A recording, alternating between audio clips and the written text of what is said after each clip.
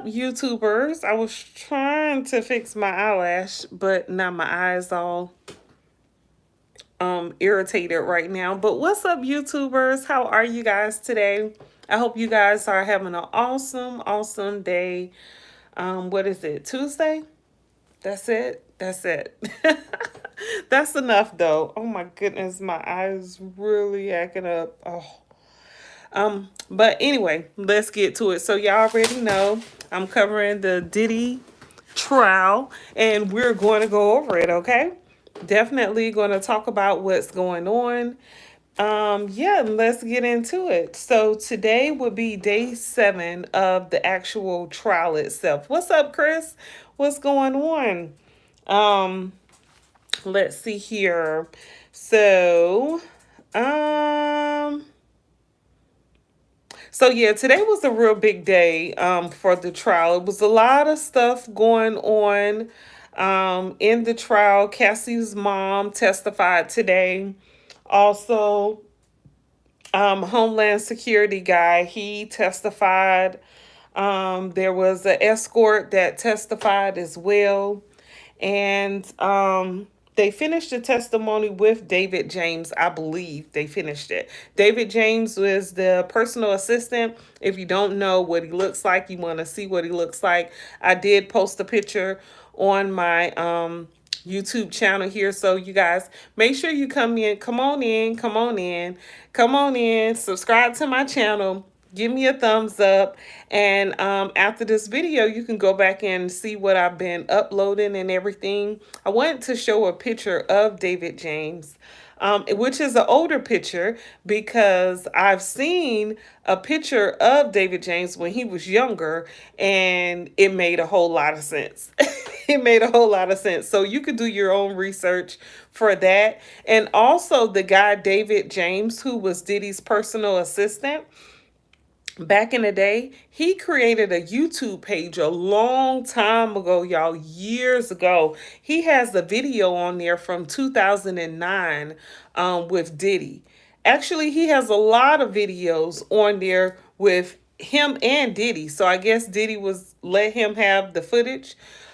Diddy did some type of like little acting things, and David James is actually in the videos with him, playing his bartender and then playing a bitch assness guy or something like that. But y'all could check out David James' YouTube channel and find those videos, because I had to do my own research and look at them. But they're definitely on YouTube, so y'all go check them out. What's up, Kel Walker?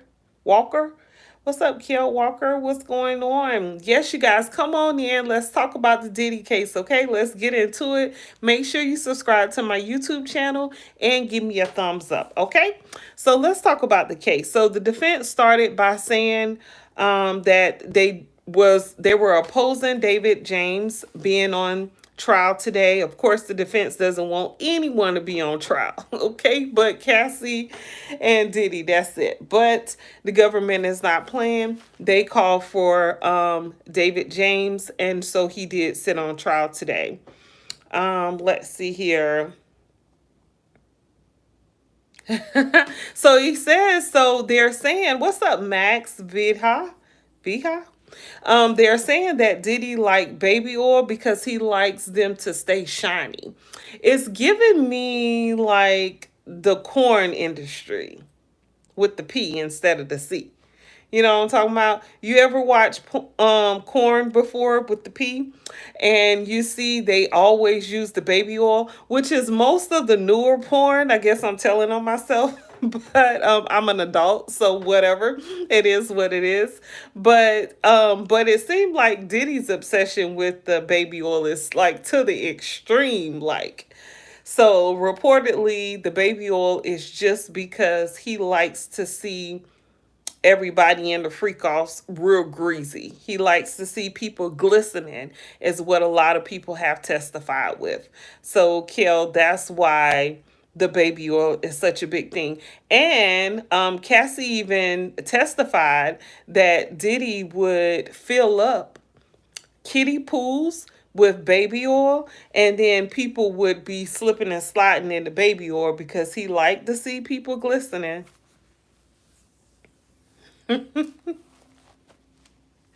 Okay, all right. So let's see here. So everyone came in. The government asked for James to come up.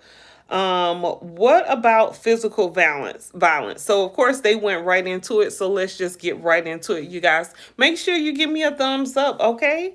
I did a lot of work for us today. Okay. The defense, I'm sorry, the government asks, what about physical violence between Diddy and Cassie? Did you personally observe it? James said, no, I didn't. Do you remember a blog post and he was showed like a blog post, I guess like on a piece of paper or something? And James said, yes. I was in LA when he came back from a club. The government asks, what did Diddy say? Someone was lying on him saying that he hit Cassie at a club. He went through my browser history. So David James is Diddy's former personal assistant, but he said that Diddy and Cassie went to a club. They came back. Diddy was very upset, saying that someone had been posting messages in social media saying that he actually assaulted Cassie, and he assumed that maybe it was David, and he started looking at David's browser history. So it got real crazy. Did Diddy give you instructions? James said yes, to take Cassie some delicious Roscoe's chicken. What did you do for Diddy in New York? I buy him applesauce, Jello, um, what is that? Fiji water, his toiletry bag with ointments, just for men. We brought over 40 items. He wouldn't call us later. So he was saying that he pretty much set up everything for Diddy. Well, he was his personal assistant. So that definitely made sense that he would set up everything for him. Um, I get a key to hotels like the Trump International. I set the medicine bag in his personal Louis Vuitton bag. The government asks what was in it. James said Viagra, the X, the perks. How did you go about replenishing these supplies? So the government is asking James, how did you go about making sure these items stay in the bag or stay in use for Diddy? Pretty much questioning James to find out how was Diddy paying for these items. What's up, Lucas? You say I'm talking too fast for you?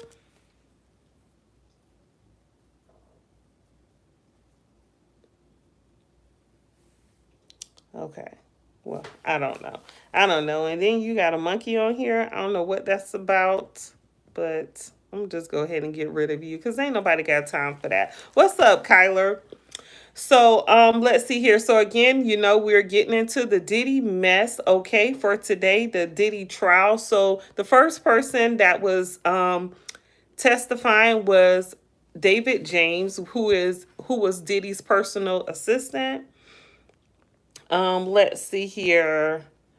The government asks what was in the bags, the medicine bag, and James said Viagra, X perks. He said, "How did you go about replenishing these supplies?" James said, "I would use my personal credit card, and Bad Boy would pay me back." The government asks, "Who paid you back?" James said, "Usually bonds," meaning Roger bonds. Okay.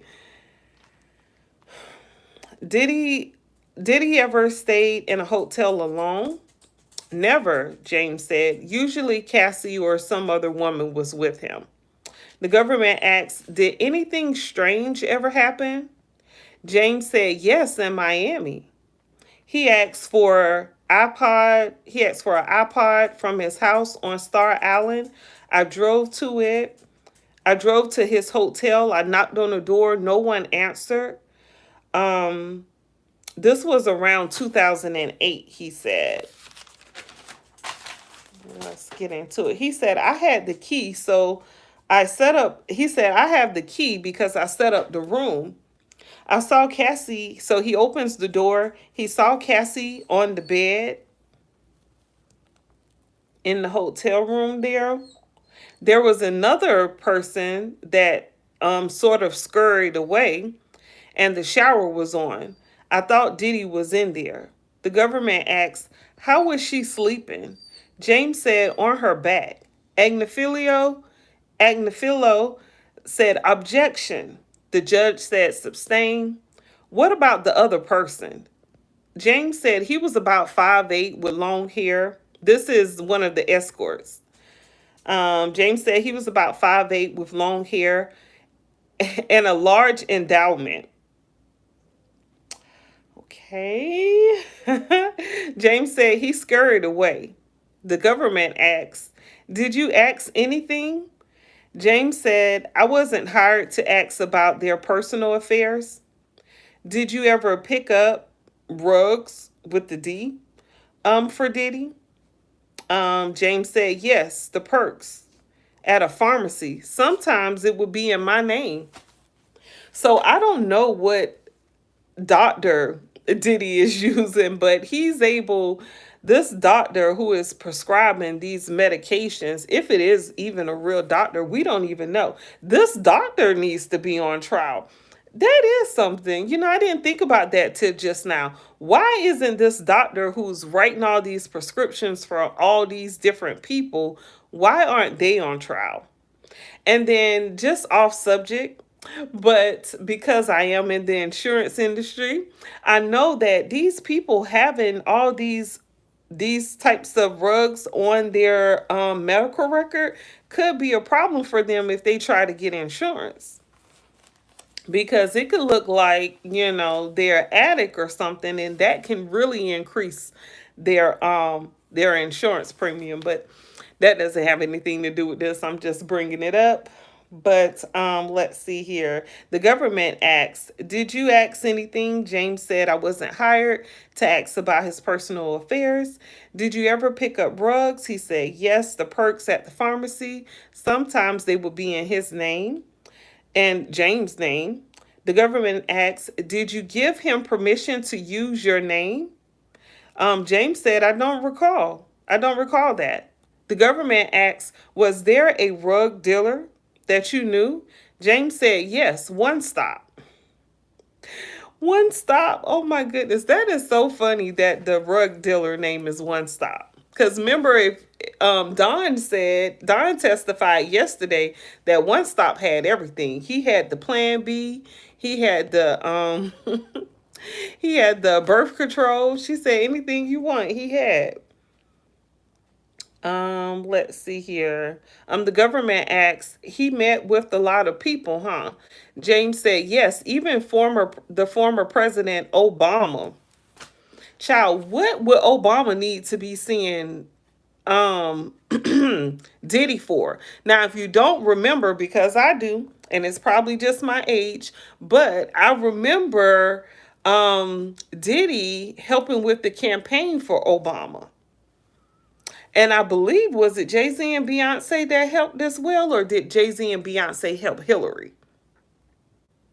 But I remember that was the first time I saw like an artist like really bigging up a presidential candidate.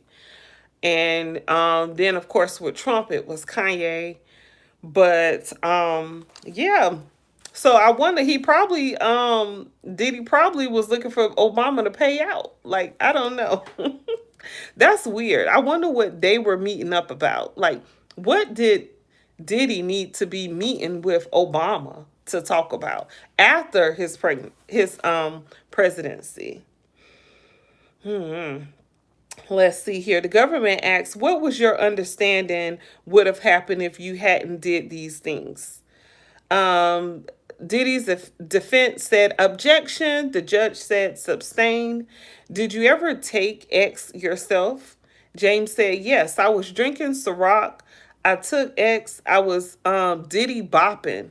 Y'all, The personal assistant said that he was Diddy bopping. Okay, he said this on the stand today that he was Diddy bopping. Did you know that was a thing? I did not know Diddy bopping was a thing. I thought people were just saying that, but for him to say it now, it makes more sense. Like that's actually a thing. But he said that's what he called vibing because the government asked, "What do you mean?" And James said, "I was vibing." The government asked, "Did you speak with Diddy about it?" He was reviewing the footage of the party. We had a videographer who filmed the parties. Diddy asked me, "Hey, Playboy, what was that you? What was that? Was that you dancing around at the party?" I said, "Yeah." Diddy said he was going to keep the video in case he ever needed it. The government asked, "Meaning?" Oh, my nose is itching. The government was like, "What does that mean?" James said that I'll be embarrassed, I guess if he wanted to put it out. So the government asked, "Did anything ever go missing?" And James said, "Yeah." They said a bracelet went missing. Um, Uncle Paulie came to my hotel room and searched my belongings and my girlfriend at the time belongings. The government asked, "Could you have said no?" Diddy's defense said objection. The judge said move on. The government asked, "Did you ever take a lie detector test?" James said yes. The government said, "Who was present?" James said, "Just me and the gentleman who did the lie detector test." "It was very intimidating," he said. "They put monitors on my head, my chest, my hand."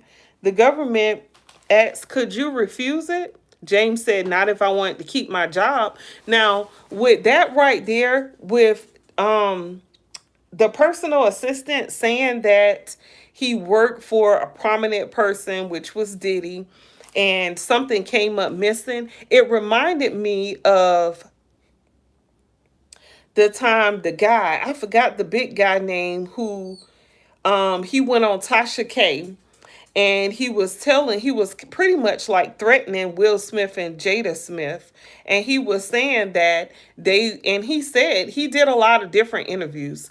And this guy, he had said that they would, that Will and Jada, or celebrities in general, they would always do something to someone they employ. So like they would have an employee and then they would set up like this phony or fake missing jewelry or missing item, and then they would use that to like intimidate the person that worked for them so that they would have something on them to use for blackmail. So, like in this case here, a bracelet came up missing. They tried to make David James feel like they believe he took a missing bracelet, which it probably wasn't a missing bracelet. This is probably just a setup. But I realized celebrities do things like this so that they can have the upper hand on the employees that they hire. Because they can just pin something on them or set them up and say, "Oh, no, they got fired for stealing." And then it'll make the employee look like, "Oh, you were stealing." And then the employee could be like, "I don't know what you're talking about. What are you talking about? I've never seen a bracelet. They never even told me about this." But allegedly, celebrities do this a lot. They set up their employees in this way to have some type of blackmail over on them. Now, with this Diddy situation, it seems like they really were trying real hard to have some type of blackmail over David James, and we're gonna get into more of it here. Let's see here.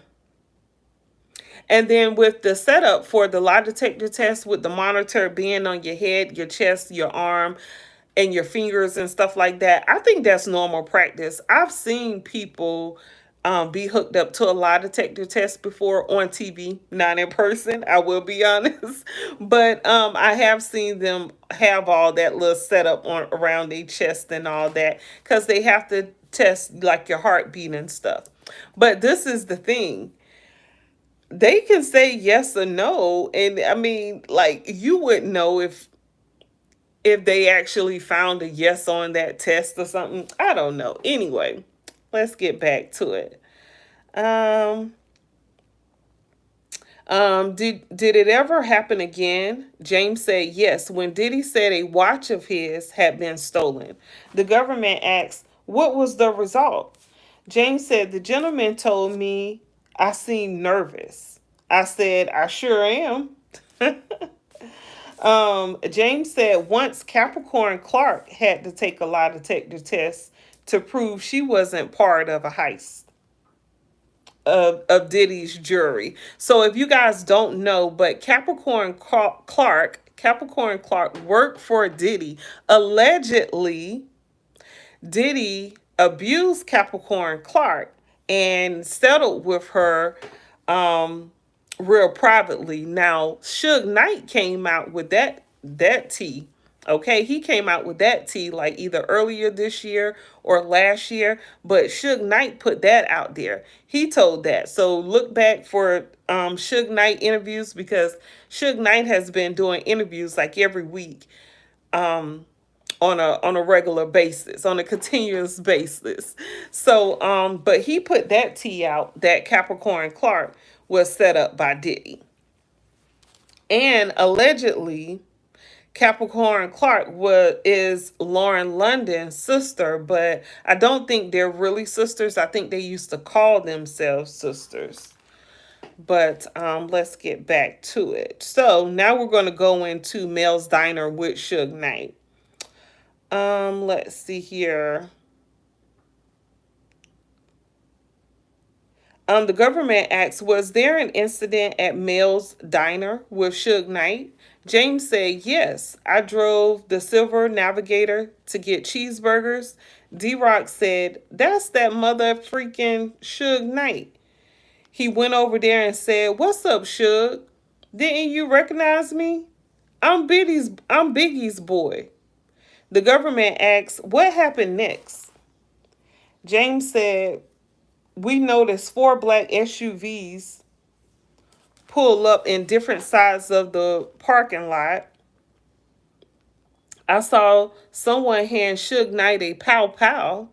D-Rock said, we got to get out of here. We drove back to the house. The government asked, what did you find there? James said, Cassie was crying. Diddy got in the vehicle. I saw 3 guns on his lap. I felt calm because we had switched vehicles. So David James is saying when they first found out that so David James is Diddy's personal assistant, right? So him and the security guards, which included D-Rock, they went to go get cheeseburgers or food for Diddy and Cassie, I'm assuming, and their guests. And he said that when they got to Mel's Diner, and I want to see this Mel's Diner because Suge Knight there, Diddy's there. They must got some real good food. I don't know. But they went to Mel's Diner and they just happened to see Suge Knight there. And D-Rock was trying to talk to Suge Knight like, hey, what's up? I'm Biggie's boy. And then reportedly, Suge Knight, Dap gave David James some dap, and they left and they went and told P. Diddy that they saw Suge Knight at the diner. Diddy got all hyped up and jumped out of the freak off, was ready to stop doing the freak off so he could go try to find Suge Knight. For what reason, I don't know, but they did reportedly gather guns and change their clothes to go see about Suge. So I'll get into that though. Let's see here. Oh, and then Cassie told this story as well. So I'm going to go over that. If you don't remember Cassie's testimony about the Mel's Diner incident. Let's see here. Okay, they wouldn't see us coming because they had switched cars. So again, they went originally to Mel's Diner in a silver Navigator, and then went back to Diddy's house, and they switched cars. They were in a black SUV when they went back to go look for Suge Knight. So David James is saying he felt comfortable because they were in a different car. But he was a little thug too now, okay? This David James guy was not soft, seemed like, at all. And he was giving a lot of attitude to the Diddy's defense team on the stand today, y'all. So it was real funny and messy. Oh, my nose itch just on this one side right here. It could mean people talking about me. I don't know. Y'all ever heard that before?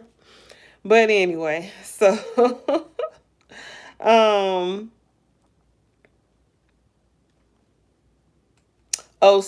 James was driving because Diddy asked him to drive.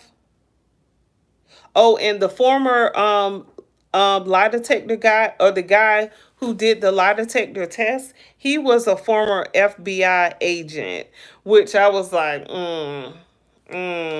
Diddy had all type of people on his payroll, y'all.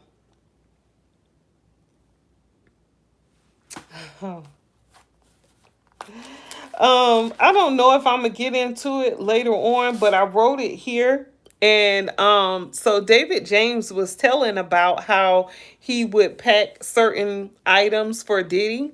And he said that in one of the pill bottles were pills that were that looked like Obama.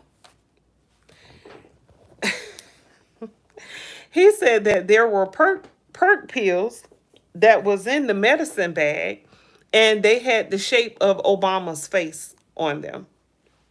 Now that's weird to me. That's real strange. And it made me feel like, do Obama have a pharmaceutical company or something too though?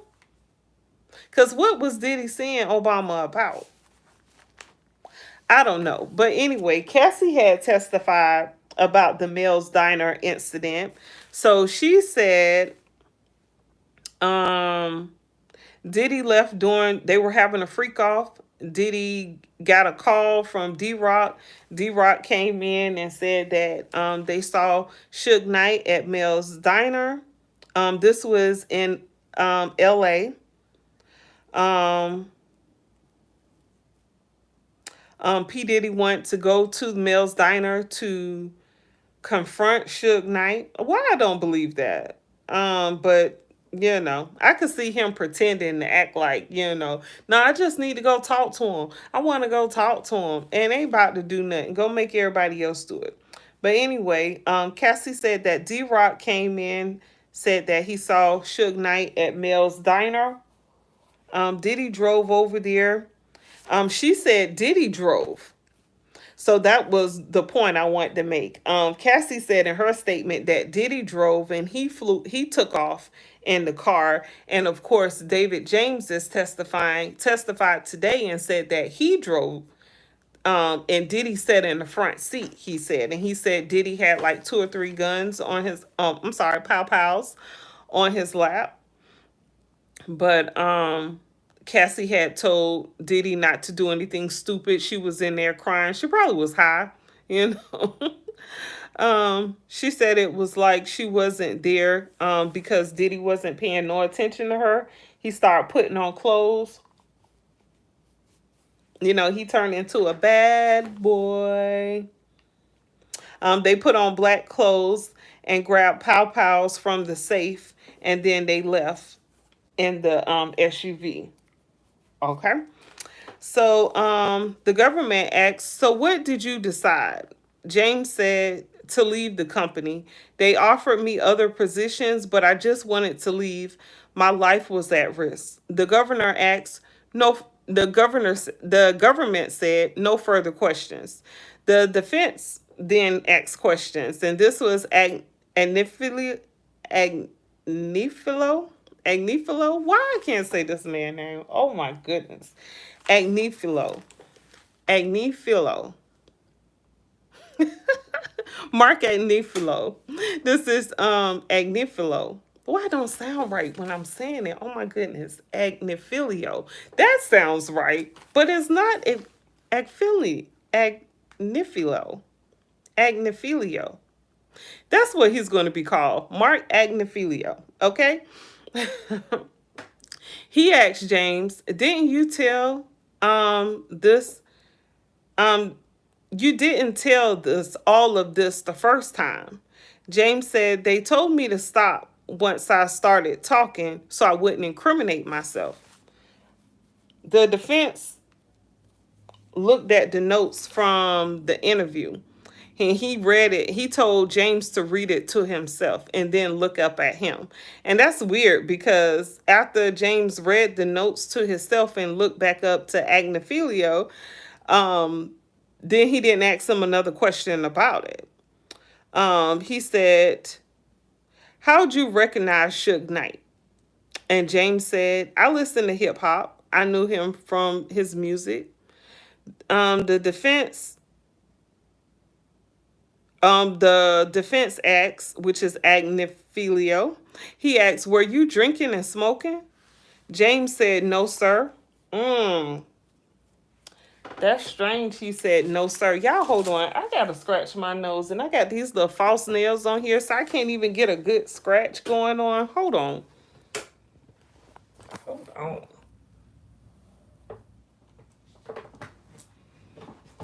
Agnifilio. Agnifilio? Agnifilo. Agnifilio. I think they spelling the man's name wrong.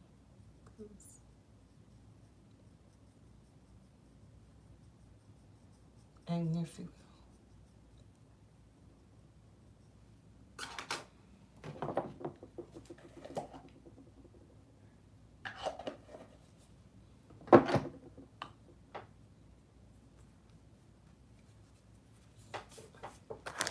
Okay, y'all.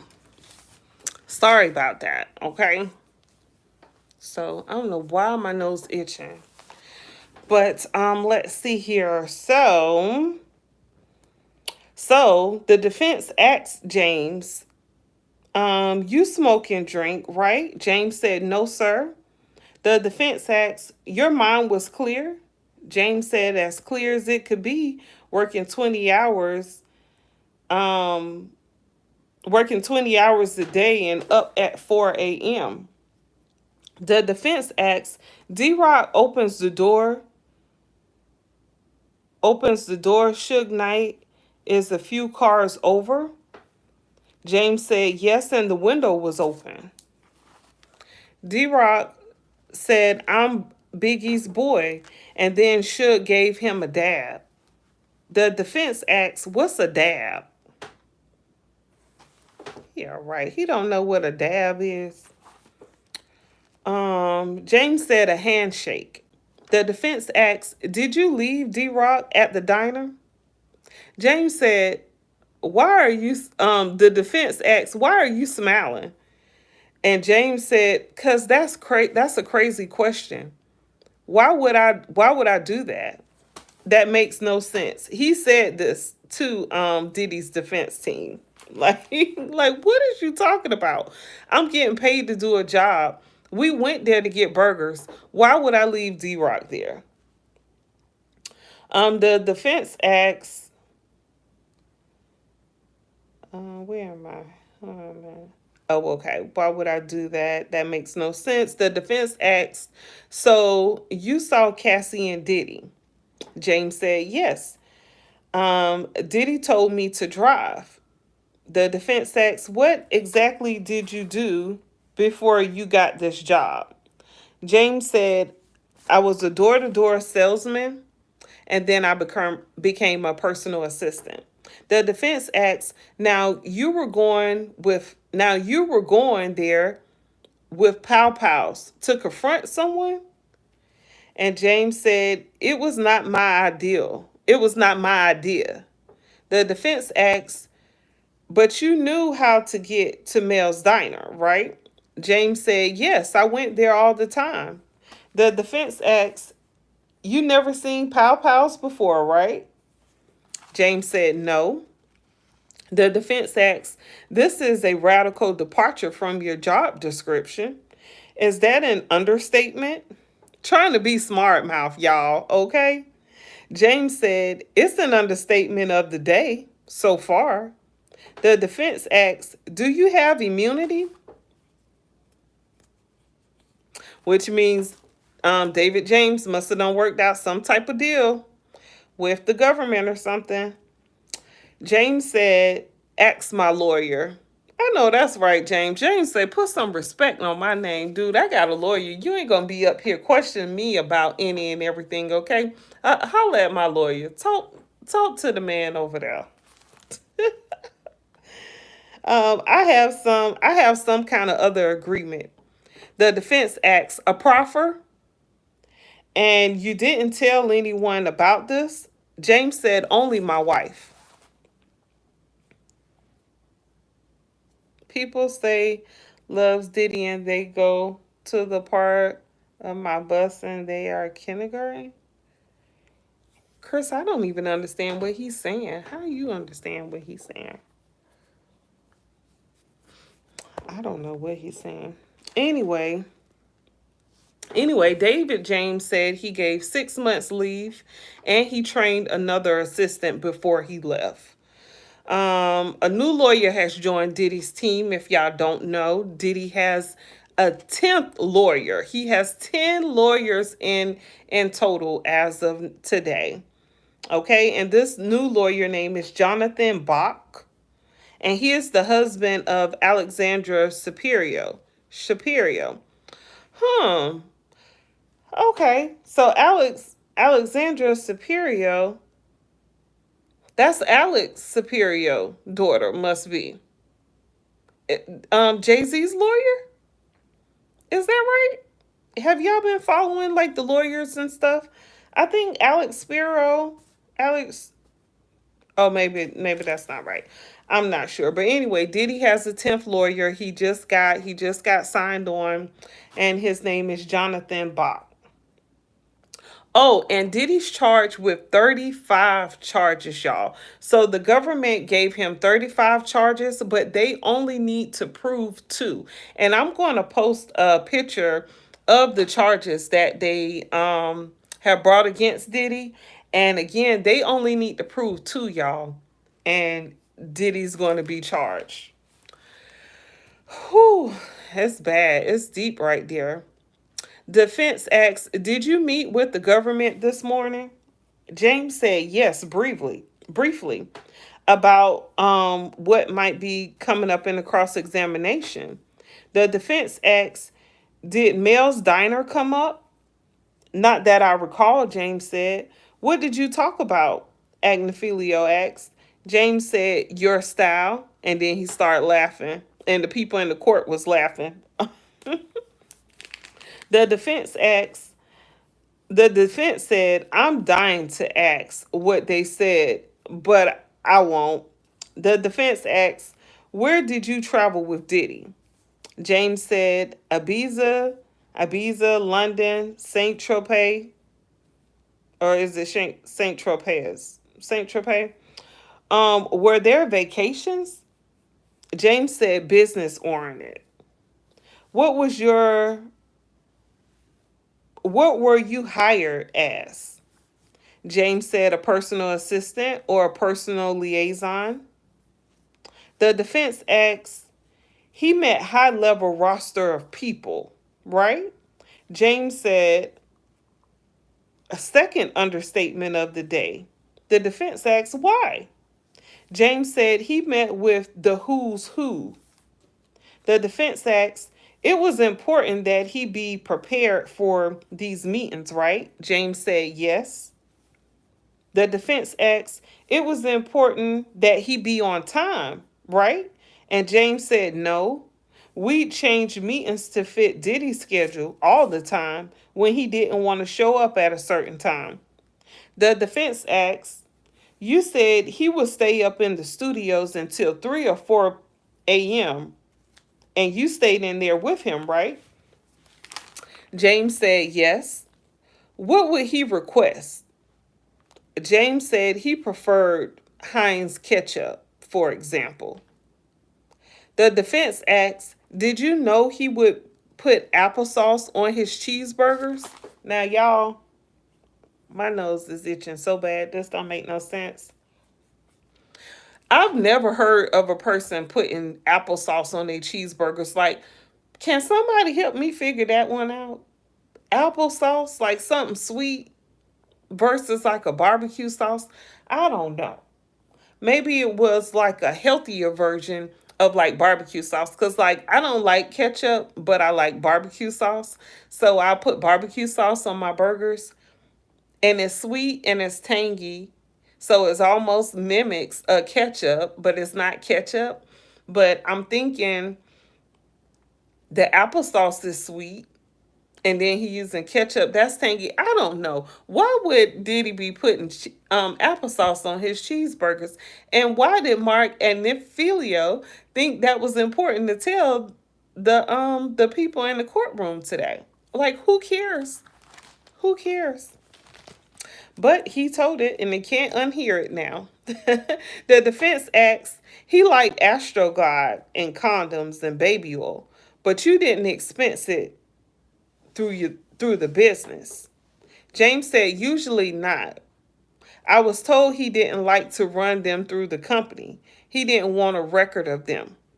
The defense asks, when you brought the 8 ball of cocoa and Saint Tropez, you didn't tell Diddy that you did it, right? James said he was asleep and his friends asked for it. So, I guess trying to make him look like he was a rug addict and he was actually maybe, stealing things from Diddy, maybe even stealing Diddy's rugs with the D. Um, I'm pretty sure that's where he was going with all that there. Oh, but supposedly when they were in Central Pay, one of Diddy's people that he was partying with, one of his friends or party people, party goers, asked David James to get some cocoa. Okay. And he went and got it. And he said Diddy was asleep. And he still went and got it. So I'm not sure if he was supposed to or not, but he did. And that's what he said. Let's see here. The defense asked, tell me about your relationship with Bonds. James said, we talked about Bad Boy as a family, being a family. The defense asked, what do you mean?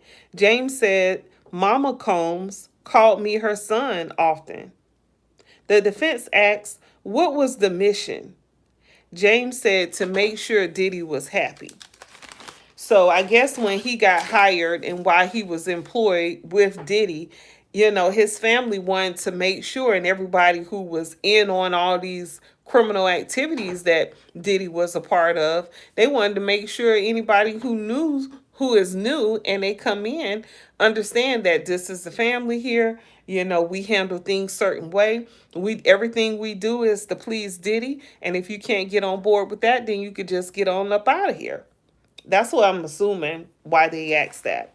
So the defense asked, was it fun? James said, I enjoyed it from time to time. The defense asked, what was your relationship with the chef, Jordan? James said, professional. The defense asked, did you choke her? James said, no. The government said, objection, objection. Judge asked for a sidebar. So there they go with them sidebars. I told y'all yesterday, they do a lot of those sidebar conversation, and then we never hear what's going on. And the guy from Inner City Press, he actually said something to the judge about having those sidebars and leaving the rest of the courtroom and the jurors without knowing what was actually going on. But anyway, let's see. The judge said sidebar. The defense came back and asked James, tell me what happened. We were on Star Island. She told me she is the chef, James talking about. She told me where to take Diddy, and I grabbed both of her wrists and told her to stay in her freaking lane, but not freaking the other F word. The defense asks, was there a fallout? James said it was reported to corporate headquarters. Diddy called me in and told me you can't be putting your hands on women and to give her a gift. The defense asks, what did she get? James said, I rolled a blizzy, but not a blizzy, y'all. Like the blunt cut. If you get what I'm trying to say, okay? And he said he gave it to her. The defense asks, did she like it? James said it appeared as if she liked it. So everybody was on rugs there of some sort. This is crazy because we know Diddy would give gifts to Cassie. So I said that there. Yeah, we definitely know Diddy would beat Cassie up, but then he would give her gifts. Sound like was the guy who used to be Ike. Ike sound like Ike. Remember, if you don't remember the Ike and Tina movie?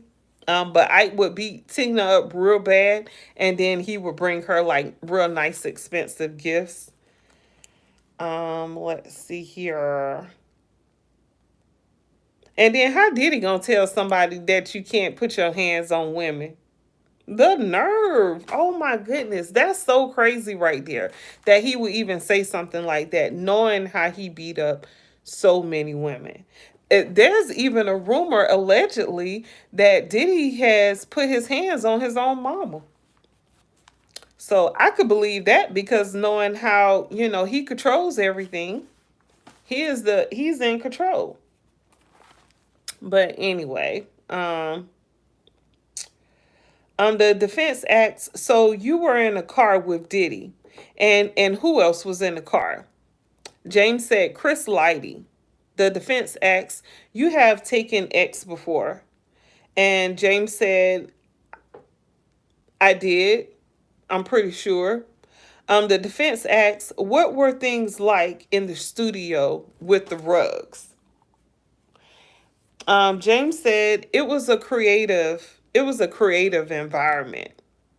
So I guess the defense Agnifilio is asking James, like, okay, so you saw Diddy in the studio and he would request certain items like for his food and stuff, and rugs was in there. What was the environment in the studio? And James is pretty much saying, I guess they were using the rugs to help with their creativity.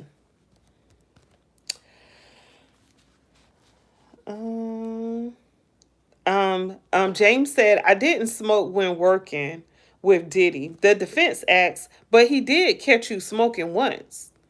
James said, I thought he was in for the night. I lit up one and he came out. He asked what I was doing. I said nothing. Diddy said, if you're man enough to smoke, be man enough to tell me. I said, okay.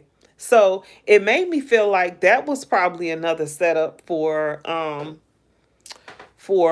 James, and he probably didn't even know. He probably didn't even understand how he was being set up so that, if anything happened, he could be made to look uncredible, like a thief, like a thug, driving the getaway car, all types of stuff. Like, he don't even know. Good thing he got up out of there because when he did, because ain't no telling what could have happened with this man right here. Let's see here. So James said he told him, okay. He said, I'm smoking. He said if I did it again, he would fire me. The defense asks, how about when you picked up the two ex-workers? So apparently, y'all, they was just trying to set this man up, I feel like. That's what I feel like. I don't know. You can call it whatever. So apparently, I don't know. So James was there. David James was there he was there for a while. I think like 4 or 5 years, somewhere like that. Somewhere maybe like 3 or 4 years, something like that. But anyway, I felt like they just kept doing things to him to like keep him on his feet, make sure he's good and make sure he's not going to tell or snitch or make sure he's not writing a book because Diddy didn't trust him. Because Diddy believed that he had wrote a blog saying that Diddy was beating up Cassie because remember Diddy came home and he just snatched the computer away from him and he looked at his browsing history to see if he had actually posted something about him and Cassie. So he didn't really trust this man. So what happened was David James and Roger Bonds went to a bar together.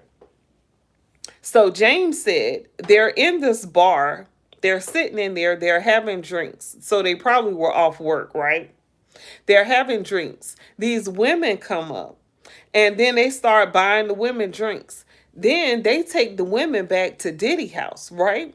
So James said he ended up having intercourse with one of the women because he had one, Barnes had the other, and the woman asked him for $200, and so James he called Roger Bonds, I guess, to tell him like, man, this girl talking about I she need $200, like what's going on here, and Roger said, oh, just pay her the $200.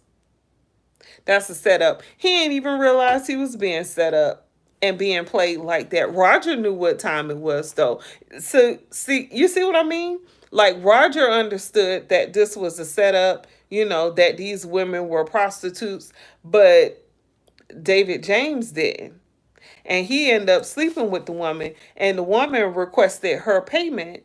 And then, he had to call Roger Bonds to find out, okay, what's going on here? And then Roger said, just pay the girl. Just pay the woman. And then the girl asked to take a shower, and David James was like, that'll be $200. I thought that was cute right there. But okay, so that's what Mark Agnifilio is asking James about here. So he says, how about when you picked up the two ex-workers? And had X with one. The government said, objection, objection. The judge said, overruled. James said, she asked for $200. I called Bonds and asked, what the hell? She said, she asked to take a shower. I said, it'll be $200. It'll be $200. Agnifilio said, on that note, no further questions. So see, Diddy, he did his thing on that one. He did his big one with that one right there because he was able to really make that man look very uncredible because that's it, uncredible. Yeah, not credible. Because now he looks like a liar. He looks like an addict himself, or a user. He's an abuser. He's hitting women, which they probably set that up. Diddy also asked, and the defense, of course, didn't go over it then, but I believe the government did ask David James. But Diddy asked David James to file a police report against Chef Jordan, which is a female. I believe her name is Jordan Atkinson or something like that. So Diddy asked David James to file a police report against her and say that she assaulted him. And he said, okay, even though he kind of assaulted her, so he didn't want to do it. So he just rode around. He left the house and rode around for a long time, and he came back and said he had did it.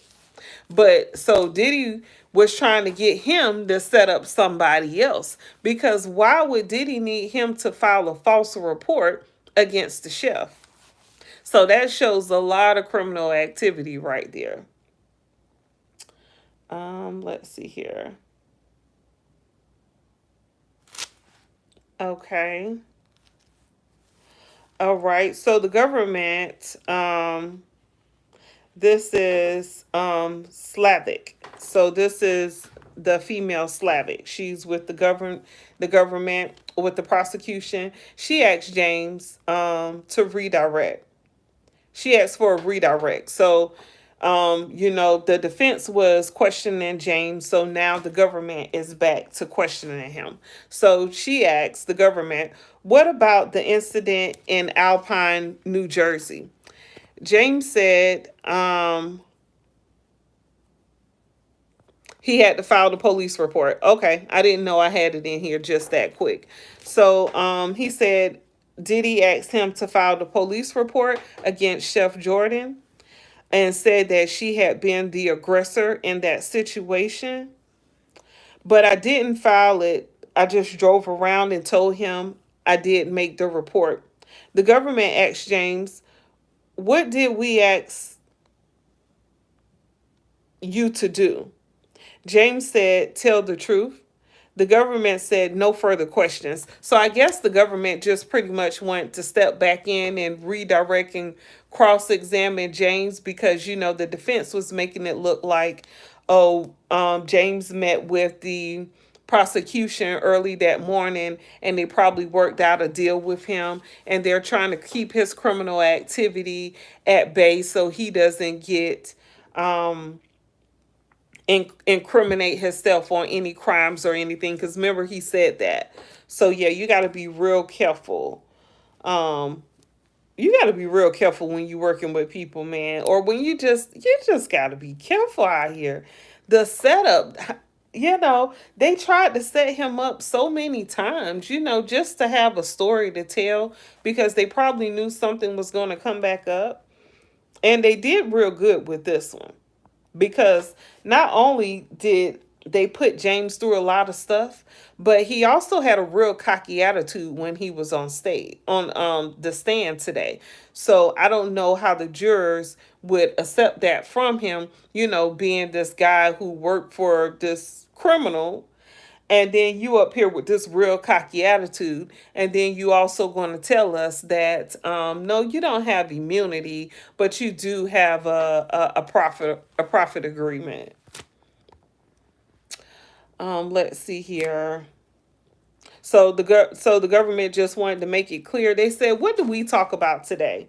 And James said, "Me just being honest on the stand." Okay, that's it, and that's all. So Agnifilio, he comes back and he asks, you lied to Diddy about film filing the report. And James said yes. And Agnifilio says, nothing further. Could we have a break? So the defense asked for a break. They went on a break. This was about 11:24 a.m. this morning. There were two incidents involving Chef Jordan. So apparently, Diddy had an incident with Chef Jordan, and that caused him to put his hands on her. And then also, David James had that incident with Chef Gordon. And I believe that's when Diddy was like, I want to set her up. So he tried to get David James to go file a police report against Chef um, Jordan, but he wouldn't do that. David James wouldn't do it. He said it just didn't feel right. So let's see here.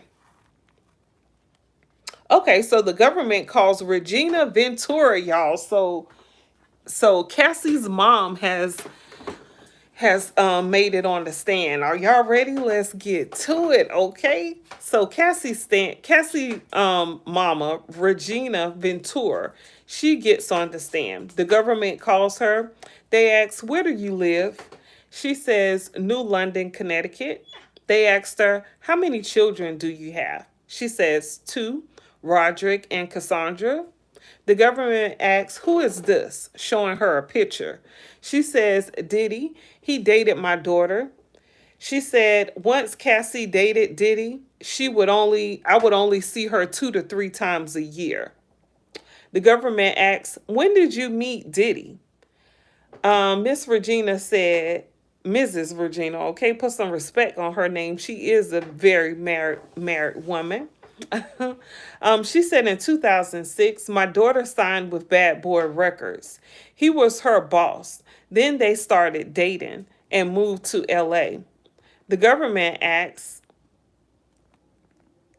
read this message. Regina said, Cassie wrote this to me. She said, Diddy threatened to release the X tape and go after her and Kid Cudi. Regina said she didn't know who Kid Cudi was. She said she didn't know who Kid Cudi was, but she knew who Diddy was, and she didn't want him to hurt her daughter and her daughter to not be safe. So the government asks, how did you react? Regina said, it made me sick. Diddy demanded $20,000 from me and my husband. And he said to recoup from the loss from Cassie messing with Kid Cudi. This man she knows nothing about. Let's see here. The government asks, why did you take a home loan to pay Diddy? Regina said, for the safety of my daughter. The government asks, look at the binder next to you. Regina said, these are pictures of the bruises from Diddy. I'm sorry, y'all. My nose keep itching. The government asks, do you know Mia? And Mia name keeps coming up in this trial. Now, whoever this woman is, her name isn't actually Mia. Mia is like a code name, almost like a Jane Doe. But I can't wait to find out who she is, because a lot of people do know her and they keep bringing her up, but she hasn't come up yet. She hasn't appeared in court that I know of, so I guess we're going to find out real soon who Mia is. Let's see here. The government asks, how did you react? Regina said, it made me sick. He demanded $20,000. He said to recoup losses due to Kid Cudi. She had to get a home loan. She had to get a loan on her home to pay Diddy for the safety of her daughter. And after she got the money, she came up with the 20,000. A couple days later, Diddy's employees sent the money right back to her. So she said she didn't understand why Diddy requested $20,000 from her and then turned around and put the money right back in her account. But she did have proof of the transactions. And also, Cassie was the one who told her mom that, look, mom, Diddy is threatening to put out this tape of me and him and some other people having intercourse around December. This was around December time. And she's saying, I need you to pay him, because this all sounds so crazy to me. Cassie told her mom, I need you to pay him or he's going to put these pictures out or videos out of me, and it's going to be real embarrassing. And so her parents did it. They came up with the $20,000 and paid it to Diddy, and then Diddy turned around and a couple days later sent the money right back to them, and Cassie was right back with him having freak offs like nothing had happened. Let's see here. Regina said, these pictures are from the bruises that Diddy put on my daughter. The government asks, did you know Mia? She said, yes. She was an employee of Diddy. The government asks, what happened? Regina said, we were in his kitchen laughing. Diddy asked her, why are you laughing? And she stopped laughing and put this plain look on her face. So obviously Mia worked for Diddy. Child. Well, it looked like they trying to give him life. So Regina said this Mia chick worked for Diddy. And she was around them when I guess Cassie parents came over to visit Diddy's house, and Mia was in there. And Regina saw that, they were all in there laughing. And then P. Diddy asked Mia, "Why you laughing?" And she stopped laughing real quick and had a blank stare on her face. So I guess Regina is probably trying to say that, Diddy was threatening, very threatening to his employees. So let's see here, because they were in Diddy's kitchen laughing. The government asks, now let's go to August 2016, or is that 2011? Let's see. So the government asks, while in LA, did you call the police?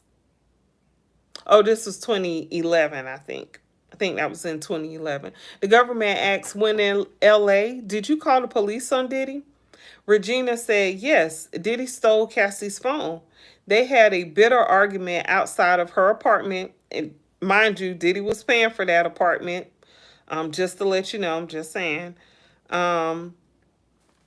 They had an argument outside of the apartment building. She lived on the 17th floor. They argued at the roundabout in the front. The government asked who else was there. Regina said, D-Rock. He was standing in between us. I tried to hit Diddy. Diddy took Cassie's Jaguar.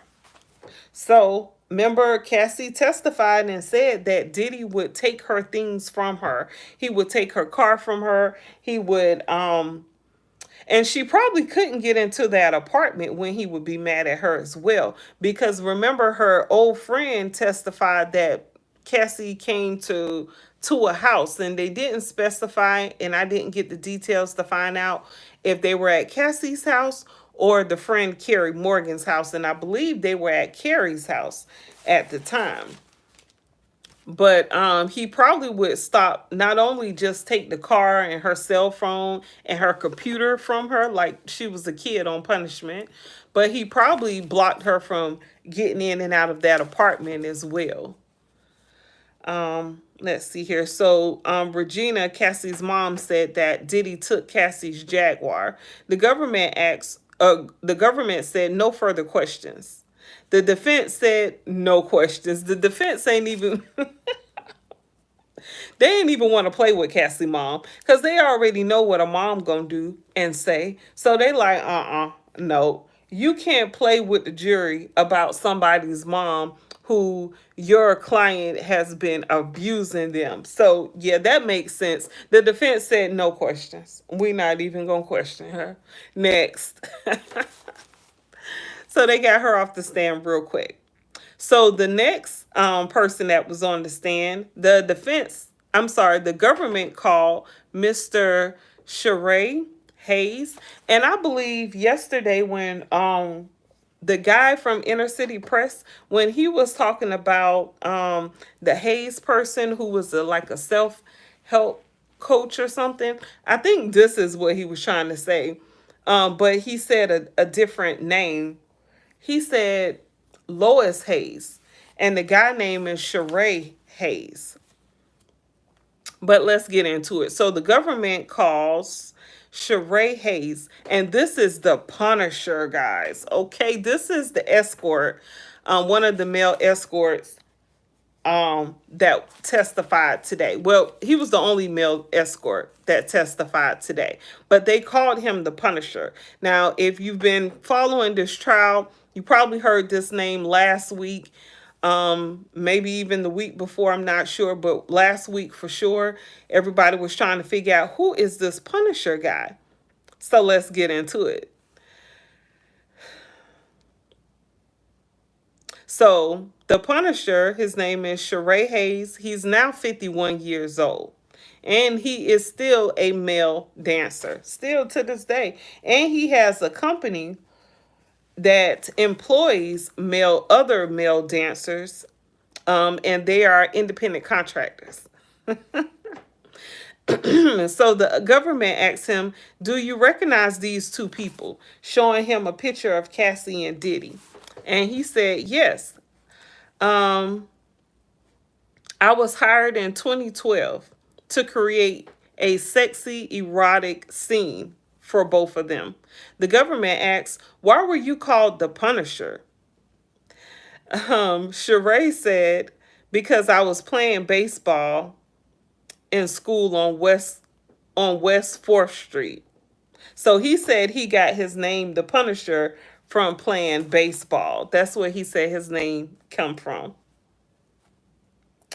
Um, the government says, mm, the woman who called you, what time did she book you for? Midnight at the Trump Towers in Central Park West for a striptease for a small group of friends. The government asks, when you got there, how did Miss Ventura appear? In a bathrobe with the wig on. I was expecting a crowd, but there was no one else. She told me she and her husband wanted to create a sexual scene with baby oil. The government asks, what did she hand to you? Sheree said, $800. The government asks, how was the room? Sheree said, dimly lit, electric candles, bowls of water with bottles of baby oil in them. She told me not to acknowledge her husband, not to look at him when he came out. The government asks, did he come out? Sheree said, yes, he was naked, but I could not see his face. It was like he had that Muslim thing that the Muslim women wear over his eyes.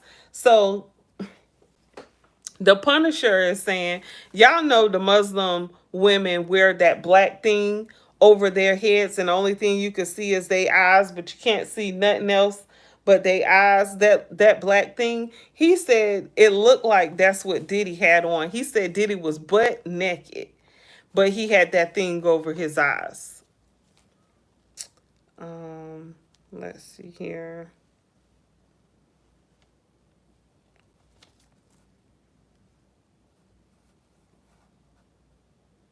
Where am I? Oh, okay, I'm down further. Oh, so Cassie told him, don't look at him. Don't look at her husband. Because Cassie is telling him that, of course, they hired him to do a striptease because he is a male erotic dancer, right? So he's thinking he's coming, he got booked for an event for a small group of women to dance for. And then he gets there. Cassie opens the door. She's in a white robe. She has no clothes on underneath, but she has a red wig on. And she tells him, okay, it's no friends here. It's just me and my husband. We like to do a lot of sexual stuff. He likes to watch. Don't look at him. Just focus on me and I'll show you how to please him. Are you with that? And I guess he said, yeah. And Cassie went ahead and gave him $800 right then and there. Because, see, what they knew they were going to do was ask him to do even more stuff, and they were going to pay him later on, which is, that seemed like that's been a routine for every escort that they hire. Let's see here. Okay, so let's see here. So the government asked, did he come out? Sheree said, yes, he was naked, but I could not see his face. He had that thing over his face. You could only see his eyes. He had a bottle of Astroglide in his hand. The government asked, how did you recognize it? Sheree said, I used it, the purple top. The Punisher, which is Sheree, said Cassie went by the name Janet at the time. Thank you, Landon, for being a new subscriber. I really do appreciate it. You guys, make sure you subscribe to my channel here and give me a thumbs up. I really do appreciate it. Yes, thanks, Landon. The government asks, how did it end? She went in the other room with him when she came back, she asked if I wanted to finish. I said no. She said, I said, no, if y'all are happy. And she said, no, can you finish? And she gave me more money. The government asked, did you do it again? He said, yes, about 8 to 12 times. So not that day, but the next day. So what Cassie and Diddy would do, they would hire these male escorts to have intercourse with Cassie and rub each other in baby oil so Diddy could watch. And then Diddy would tell Cassie to meet him in the other room. I don't know if they had an adjoining room or if that was like a suite and they were in the living room and then they have the bedroom. But once Diddy would get aroused, I guess really good and aroused, he would tell Cassie to meet him in a room because he would instruct everything because he was sitting on the sideline. Like I'm sitting right here watching them do stuff. And he would tell them to do this, do that, move this way, put more baby oil on, and then he'll tell Cassie, let's go in the room. Then they would go in the room. They would have intercourse. Then they would come back out. Cassie would have to finish it with the escort. And then she would have to go back in the room and rub the sperm on Diddy's chest because, Diddy like male sperm. Anyway, let's get back at it. So the Punisher said he did this probably about 8 to 12 times with them. Sometimes it would be days at a time, and sometimes they would call him every once a month. So, how did you recognize Cassie? The Punisher said, or Sheree, his name is Sheree Hayes, which is also the Punisher. So you might hear me say any of that. I'm gonna just stick with Sheree. He said, I was a fan of Diddy's. I followed him on Instagram, and so when I saw her, I recognized her face. Let's see here. The government asked for a break. So they took a break. They came back. The Punisher said that he received $1,200 in addition to the 800 that he received. So he received $200 in total that first night that he messed with, that he was with them. Let's see here. Okay, so they came back from lunch. The government came back to asking questions. They asked, how were these sessions scheduled? The Punisher said, and I look, I'd be reached out by 5 or 7 p.m. for later on that day. They asked for the sexual scene, but I knew it would be more, of course. The government asked, how would it start? The Punisher said, baby oil, lots of baby oil, a sexy atmosphere. Diddy would direct. He said Diddy would direct it so that Diddy would come in, tell them how to move, what position to be in. Diddy would actually also tell him or Cassie where to move the camera. Let's see here. Oh, he said, I wonder why he didn't just go into I said that. I wonder why he just doesn't go into the corn business, corn with the P. I was wondering that at that time, like, why not just get into the pea industry so you could do all this stuff? No one would even question you. No one would care.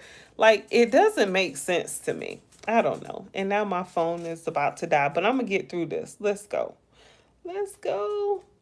Let's see here. So the government asks, how did the directions go? Diddy might say, sit forward, move the camera, or what happened actually, one time during the intercourse, he dropped a stack of money. Okay, so the Punisher would have problems staying erect. when he was with Cassie. He said it was because he knew Diddy was watching and that made him feel uncomfortable. So he said for the times that he would actually stay erect and penetrate Cassie, Diddy would give him more money on those days. And the Punisher also said that he didn't know how the pay was set up, just that he would get paid for doing things, but if he actually came, then he would get paid more on those days because Diddy wanted that sperm. So if you ain't gonna produce, dude, you got to go. He said, oh, Diddy would say, I like this once he got aroused and got real happy once he was able to stay up. Once the Punisher was able to actually stay erect, Diddy would say, Diddy would get hyped up and he would say, oh, I like this. And then he would get more money because Diddy would just throw some money out there, throw a stack of cash out there. The government asks, how much baby oil did you use? He said, a lot. We were supposed to be glistening as much as possible. The government asks, how long did that last? The Punisher said, for hours. He said, a lot of waiting around. He said, I would wait maybe 40 minutes or so. I was supposed to finish in a specific spot. The government asked, then what? Cassie would leave with Diddy for about 10 to 15 minutes. She would return in a bathrobe and pay me $2,000 or $1,200 in cash. The government asks, did you think Cassie was enjoying herself? And the defense said, objection, objection. So remember, Cassie was saying that she felt like she had to do these things. So I think that's why the government was asking, did Cassie seem like she was enjoying it? So what the Punisher said was she would make a lot of noise, like when Diddy would give the direction, she would sigh and stuff. She would be like, she would do stuff like that. But he said other than that, she would seem like she was okay with doing everything. But he did say that Diddy would do a lot of directing, almost like he directed the movie. And Cassie would sigh and stuff. She would say stuff up under her breath or breathe hard or something, but she would still do it. And he thought, she was okay with it. So the judge said sustain. He said he would get to the hotel around 2:30 a.m. and he would stay there until like 11 a.m. the next day, that day. He said he later found out it was Diddy when they called back for another encounter. So I guess it came out somehow that he found out that was Cassie and Diddy. He said that he would be called days at a time. The government asks, did you use rugs? He says, I am not a 420 user, but I did pull a Bill Clinton. This is what he said, y'all, okay? I'm not saying this. The Punisher said he's not a 420 user. Well, he didn't say 420. He said marijuana. I'm saying 420. But it was easier to write 420 at the time versus marijuana. But he said, I did pull a Bill Clinton. I was handed a joint once and I hit it. The government asks, did you have performance issues? The Punisher said, having her partner there, yes. The government asks, did this affect your pay? And defense said, objection, objection. So that's pretty much what I went over when I was telling y'all. The judge said overruled. I wasn't sure how they calculated it. One time Diddy threw condoms on the couch next to us. I struggled. It was a failure. The government asked, what happened? They went out. I finished. She came back and thanked me for my privacy. So I guess for keeping everything private and stuff. The government said, what did you think would happen next? The Punisher said, I was worried I wouldn't be used again. I hadn't done my job. He said he wanted to see me F her, and I couldn't.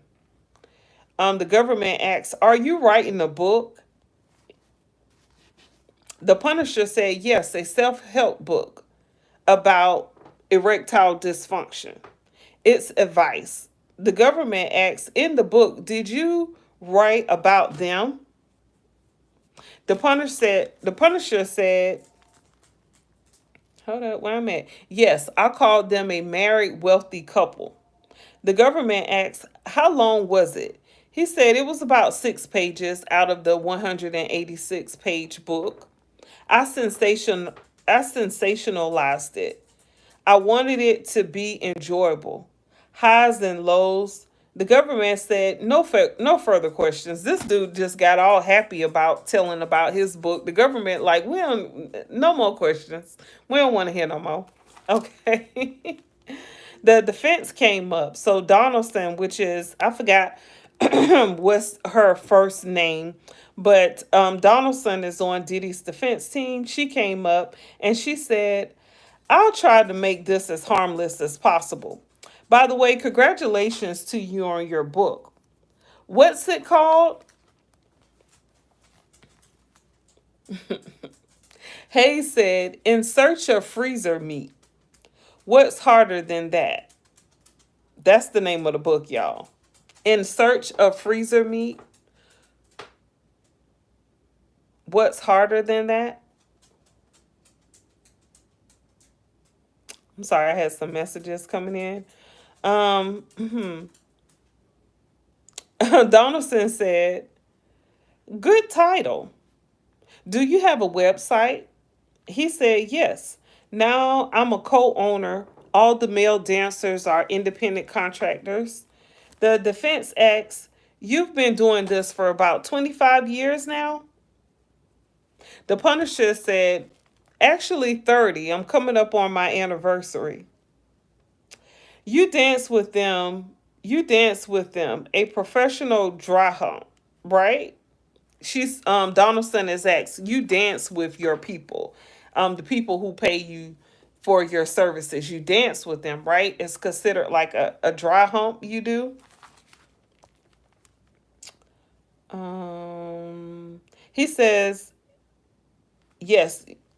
He says, yes. She says, so for 30 years, thousands of ladies, you try not to develop feelings for them. Hayes says, you try not to, it's a job. You talk to Cassie, the defense asks. Punisher said, cordially. The defense asks, she asked you to be able to call you, right? Like she wanted to have access to you. But he probably knew that was just for business. If she with Diddy, why would she be interested in him? Because Diddy the one with the bank. So why would she be interested in him? Anyway, I don't mean no harm or no offense, but they trying it. Just to set up the sessions, the Punisher said. She said she was comfortable with me. The defense asked, did you have feelings for her? He said incorrect. The defense said, did you think she was only doing this with you? And the Punisher said, yeah. He thought he was the only one being used. See, little did he know they were having freak offs on a daily basis and they were calling a whole bunch of different guys for Cassie to have intercourse with. So, and then he even said that, the Punisher even said that, he was having intercourse with Cassie unprotected. And Diddy actually liked it when they were unprotected. So he thought it was just him. He thought he was special. And he thought he was being called. And on the days he wasn't being called, I guess he thought they were busy working. They were actually working another man out. Let's see here.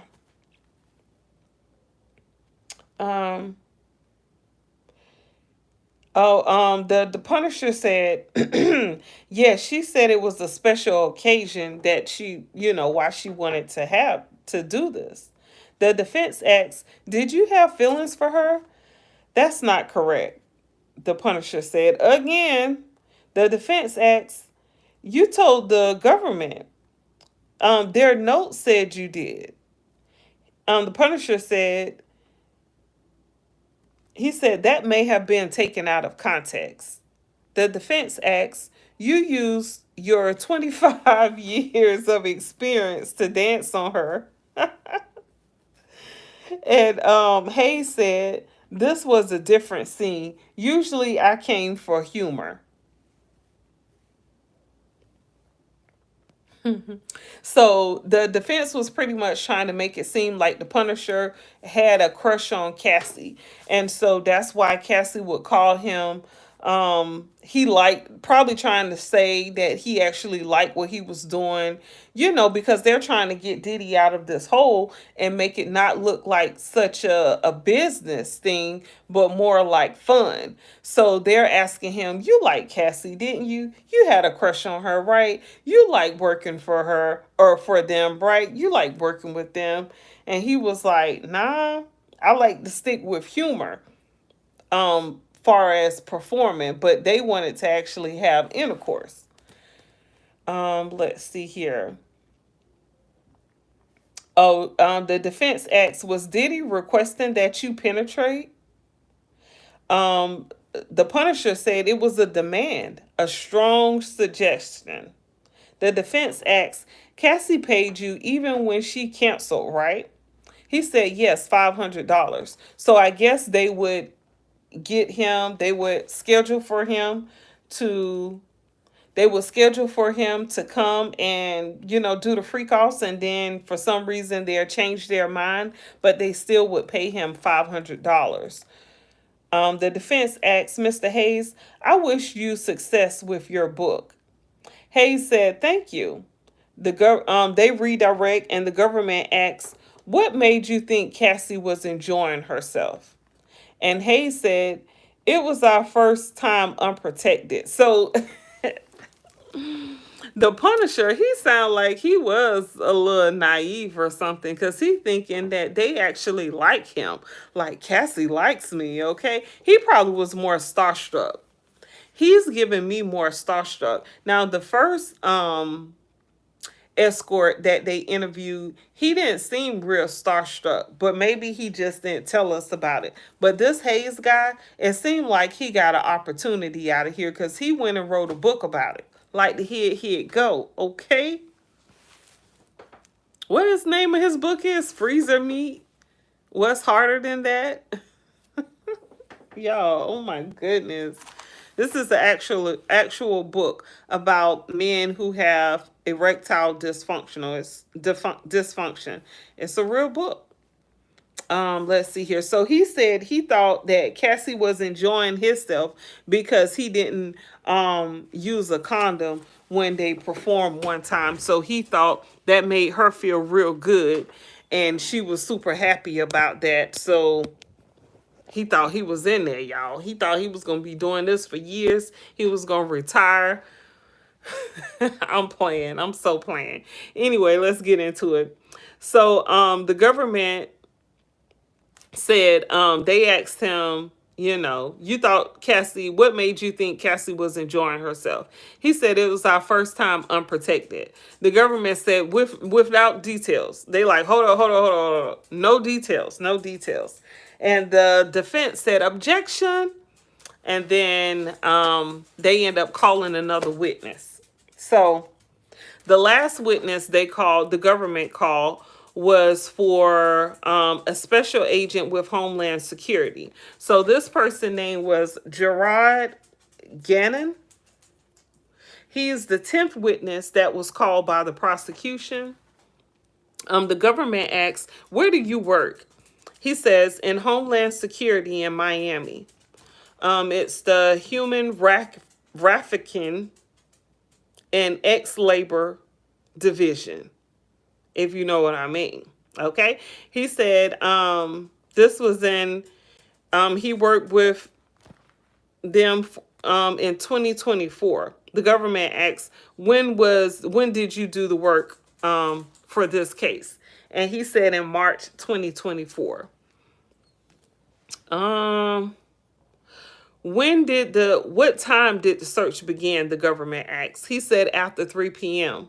Why so late? The government asks. They learned Diddy and his family were flying out of the country. Was there a pier on the property at Star Island? The government asks. He says yes, we had to monitor it. Um, Okay, so let me give some context. Some context on this. So, this person, Gerard Gannon. He works with Homeland Security. He works with the ex-Raffican division and the ex-worker labor division, okay? For the ex-workers, okay? So he works in Miami. So what happened was, normally when they do a raid for a house, they usually come in around 5, 6 a.m., right? They bust in the house. Well, this time they came in at 3 p.m. because they heard Diddy was leaving out the country with his family. So they wanted to get there after he was gone so they can get in the house and get in there and see everything they need to see without interruptions, right? So what happened was, I don't know if y'all remember, but I remember. What happened was Diddy plane left the country, but he did not leave the country. Him or his family did not leave the country, because if y'all don't remember, let me remind you, a couple of Diddy houses got raided during this time. So not only did the Miami house get raided, I believe the LA house got raided as well, or maybe he has a couple of houses in LA. I'm not sure, but the LA house got raided as well, but not the New York house. And I remember hearing that day that Diddy plane had left, but Diddy and his family was not on that plane. So I'm not quite sure if that is true, because I never did go back and check to make sure that Diddy and his family, I didn't check the notes on that to make sure what actually happened. Um but I do remember when the raid happened, and I remember they said that Diddy plane left, but he didn't leave. Now, I know it's some controversy with the plane as well, because it seems like the government or someone believes that Diddy may have been moving rugs, allegedly moving rugs with the D, and ex-Raffican with that plane. But the plane left that day, but Diddy and his children, I believe, were not on that plane. But like I said, I'm not sure. I'm just trying to go off memory here. But anyway, so the raid was on March 25th, 2024. 80 to 90 law enforcement agents participated in this raid of Diddy's Miami house because of the size of the property. The home is about 20,000 square feet. It includes a guest house and the main residence, the agent said. They were positioned on boats just in case they had any problems with people wanting to leave on boats or come in on boats. During this search, they allegedly seized various freak off supplies like narcotics and more than 1,000 bottles of baby oil and lube, also high heels, pow pow parts, like AR-15 parts. The government asked Gannon, why did you have to break open the gate? Showing Gannon a picture of the gate. Gannon said to make sure bad actors wouldn't have time to put those who wouldn't search in danger. So that was real weird to me how Gannon had said that. He said so bad actors wouldn't have time to hide people. So during this trial today, um, I believe the ex worker, the escort, he said something about, he pretty much said that him performing with Cassie and Diddy directing was like they were acting. So I think that's where Gannon was saying about the bad actors. I think that's where that came in at, because he was pretty much saying, oh, yeah, if any other bad actors we found were trying to do something sneaky, we were just going to sneak up on them.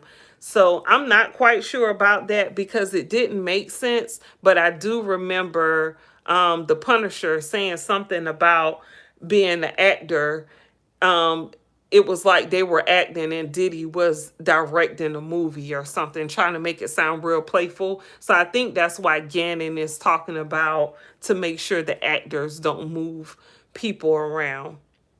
Let's see here. So then the government showed Gannon a picture of the pool. Um, the pool and the pier. So, what did you find here? Parts of the AR-15 rifle. That's what Gannon was said. The government had asked him, showed him a picture of, I guess, the AR-15 parts, and then asked him, so what do you see here? He said also, I guess on that picture was X Toys, Astroglide, platform heels, lingerie. All this was in Diddy's closet at the Miami mansion. The government asked, these magazines were fully loaded with bullets, right? Gannon said, yes, they were, with the serial numbers cut off. We found ammunition. The government asked, and those heels, how high were they? Gannon said 7 inches.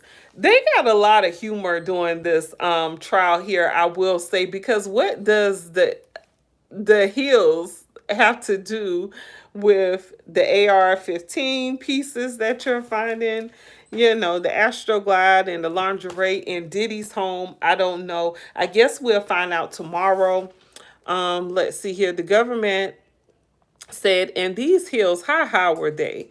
Gannon said 7 inches. The government asked, this is a good time to break for the day. And it was around 3:05 p.m. at this time. So they ended court at around 3:05 today.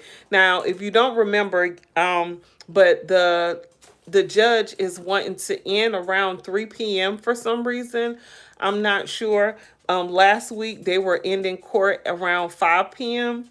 So, but he did say if they needed to stay longer, he would definitely stay longer, but he wanted to keep it short and end around 3 p.m.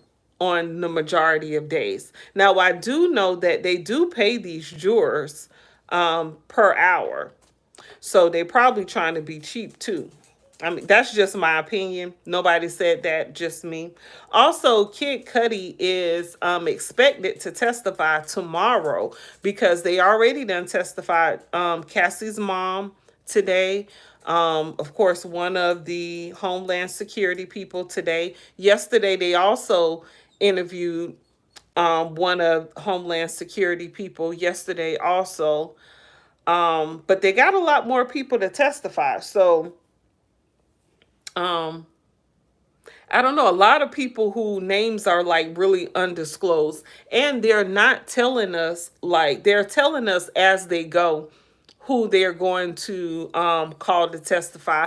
So Kid Cudi's supposed to testify this week, but I'm thinking it's going to be tomorrow because they went through today very smoothly and they didn't have any hiccups, and they end up ending at 3:05 p.m. And yesterday when they interviewed the Homeland Security person, that questioning didn't last at all.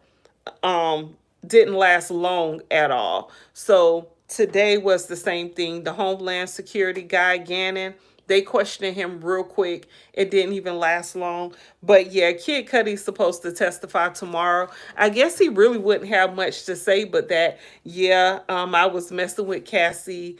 he could tell what time frame, and then give us some context on what happened with his car blowing up.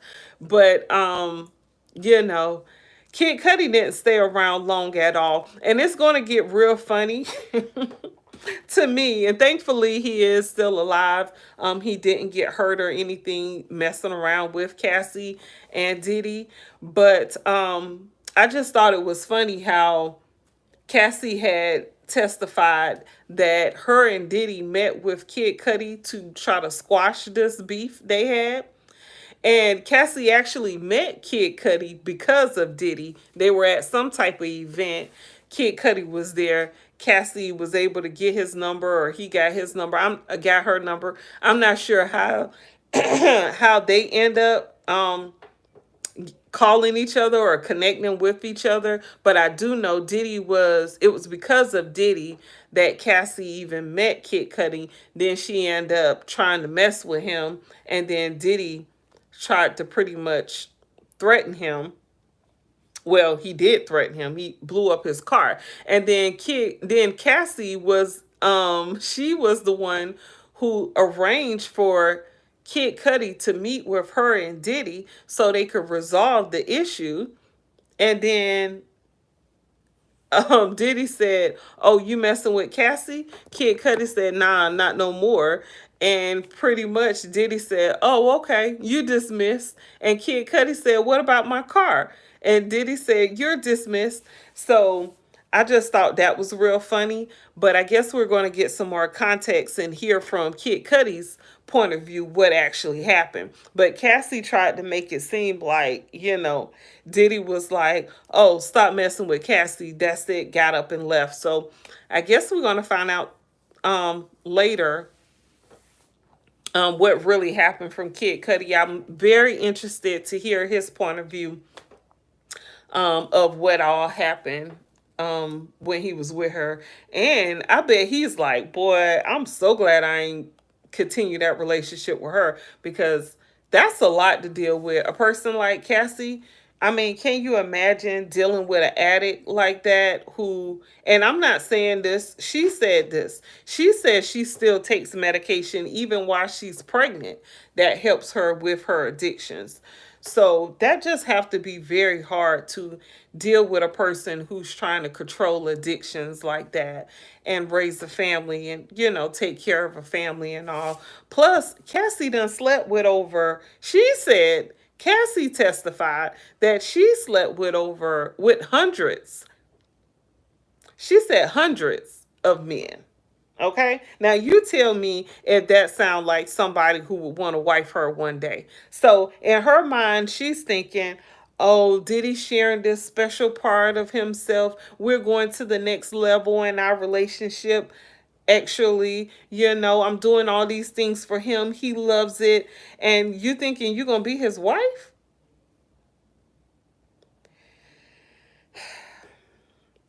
Now, if you read the book, that's supposed to be in Kim's Porter book, we don't know if that was true or not, because of course there was some controversy about that. But Kim was doing the same thing, and he actually gave her 3 children. So I'm not sure what it was about Kim that he actually really liked versus Cassie, because both women are beautiful. But Kim probably, Kim was educated. I will say that. Well, didn't Cassie go to school? Yeah, I think Cassie was in college. Maybe, maybe not. I don't know. I don't have the answers here. I'd be just trying to put stuff together to find out, like, why would he do this to this girl? Why would you give her all these rugs knowing that she's going to become addicted? Why would you freak her out like this? That's not actions of a person who loves someone. You wouldn't do someone you love like that. I bet if a man did that to one of Diddy's daughters, that person will probably come up missing, because that's not the thing to do. Get someone addicted to rugs, addicted to sex. Because I mean, she didn't say that she had a addiction, but I'm assuming you got to be addicted to that just as much as the rugs, because those all went hand in hand. But I don't know. I don't have those issues, so I can't really speak on that. I'm just, trying to make sense of it. But you guys, y'all let me know in the comment section how y'all feel about the whole thing. I know this video dragged on real long. But thank you so much for watching. If you watched this far, please give me a rose. Give me a rose in the comment section if you do care to participate in that. That would be great for me. I appreciate it. Thank you so much for watching my Diddy footage here about the trial. I told y'all I was going to be following real close, and I'm doing exactly that. Okay. Thank you so much to my new subscribers and my current subscribers. I appreciate you guys. Y'all just don't know. Okay. I'm doing this because I love to do it. I was going to be nosy and talking about these people business anyway. So I thought, might as well make a YouTube channel to talk about it with other people. So that's what I did. Thank you so much for appreciating the work that I do and subscribing to my YouTube channel. I really appreciate you guys. Thank you, thank you, thank you. Make sure you give me a thumbs up. Subscribe to my channel if you're not already subscribed. And yeah, I'll be back with another one tomorrow, y'all. Okay, we got to keep this thing going. We got what? About 6 more weeks of this? Because the judge said that this should take about 6 to 8 weeks. So, and it looked like they're staying on track. But yeah, so I'll be here with the scoop. Y'all know y'all can depend on me for the news. All right. And yeah, subscribe to my channel. Give me a thumbs up. You guys have an awesome evening and peace. Yeah. Peace.